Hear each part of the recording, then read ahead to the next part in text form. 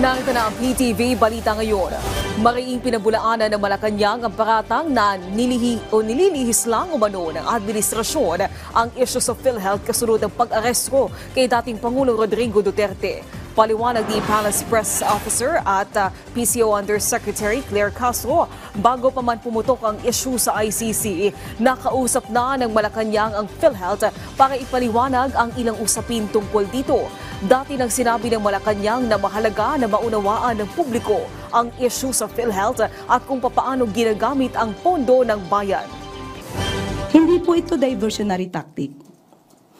Okay? Ang hindi na nga po na pag-uusapan ngayon ay yung tungkol sa confidential funds. Buti nga po at lumabas nga rin po muli itong mga sinasabing mga fake na receipts.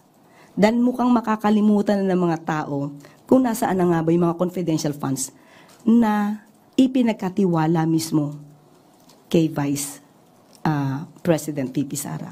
So walang diversionary tactic dito, diversionary issues na pag-uusapan. Bakit?